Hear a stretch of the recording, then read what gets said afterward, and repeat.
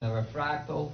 We saw that the universe is most likely expanding and contracting at the same time, and that the contractive part of the universe would have to have a very specific collapsing geometry, which is related to a tetrahedral grid that eventually generates 64 tetrahedron as you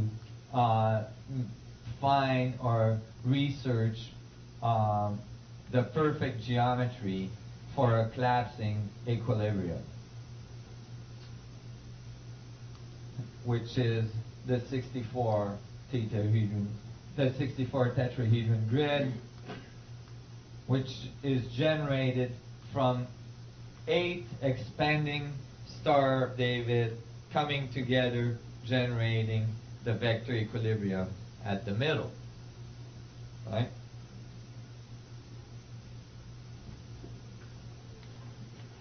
And then we saw that each of the tetrahedrons generating the spheres create this incredible geometry of the flower or seed of light that we see emerging at all levels,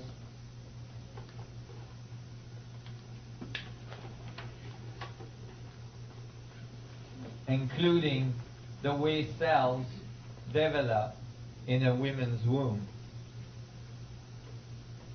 Note as well that we all came out, like good evidence that the universe is a fractal.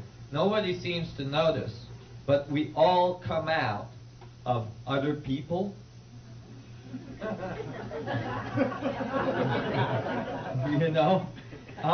That is a pretty good evidence of fractals being, part of the foundation of creation, right?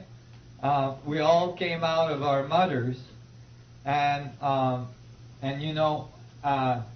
when we look at it, we could say that the tetrahedron in the sphere is actually reproduced in the creation of new human beings. You see, because you have, a penis, a vector, and a vagina, a sphere, and the penis crosses the event horizon of the sphere. And then it sends another little vector, sperm, out, and that little vector crosses the event horizon of the cell of the egg, right? And then the egg crosses the event horizon of the uterus and goes in the placenta and grows and makes a sphere, right?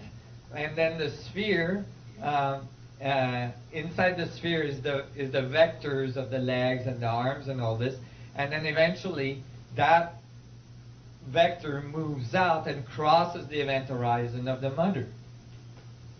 You see how that, evolves? And then eventually, as you die, you cross the event horizon of your own atoms, and so on. And I thought that was interesting. But as well, all of life emerges out of water. And the water molecule, H2O, is a tetrahedron. You see?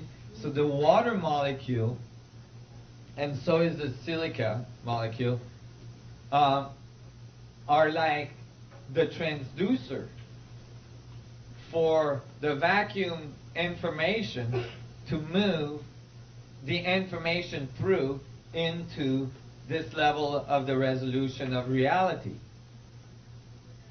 Why do I think that water is a transducer? Well, by observation, everything emerges out of water, and if the vacuum geometry is tetrahedral, you would assume that the vehicle that brings the vacuum geometry information through would have to be tetrahedral. It would have to match, and it does. But what's really interesting is that as it does that, water is the only element we know of that expands when it cools and contracts when it warms. So it has a completely reverse thermodynamic structure. And that's the link across the event horizon. It has a thermodynamic link because the vacuum goes towards absolute zero and the electromagnetic field goes towards heat. So,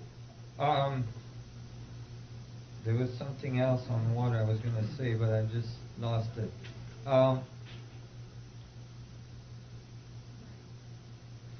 Well, in any case, from the water molecule, the water then is an extremely good example of the dynamics of space creating reality. Let's imagine a water droplet falling from the sky. It's a sphere falling through space. Now, as the sphere cools down, it reverts back to its smallest dynamic. It contracts to its smaller dynamic, to its most stable dynamics. And what does it do? It makes a snowflake, right?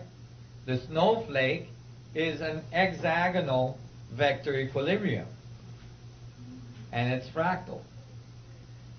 There's millions of different snowflakes, and all of them are hexagonal in nature, and all of them shows evidence of fractals.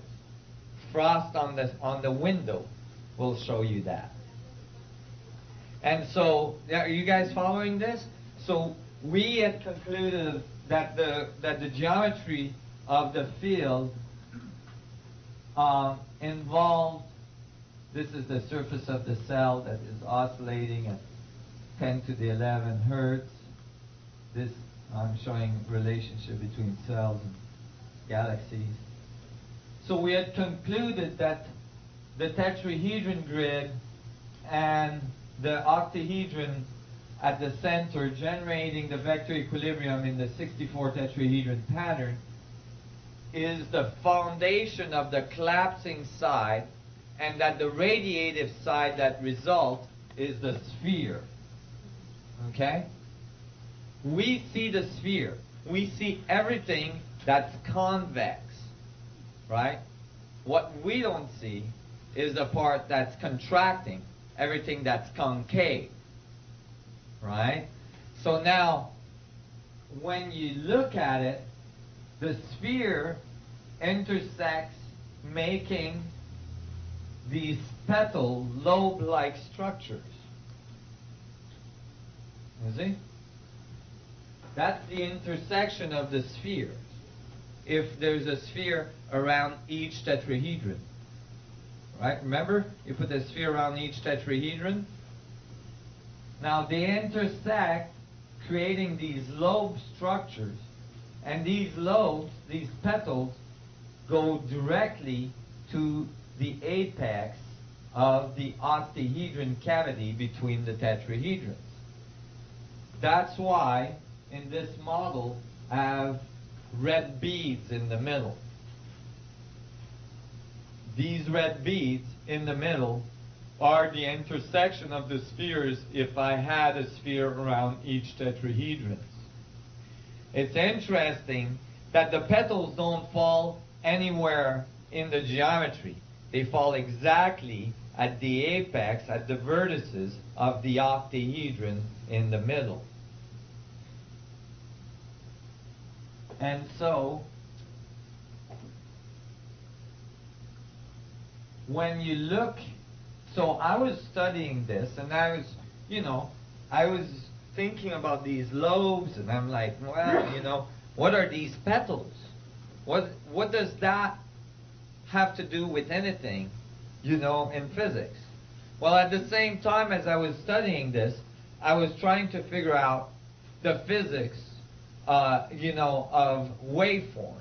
And I was really studying hard, trying to understand waves and to understand physics in terms of waves and so on. And, I was getting a lot of headaches. I couldn't figure out what the heck was a wave.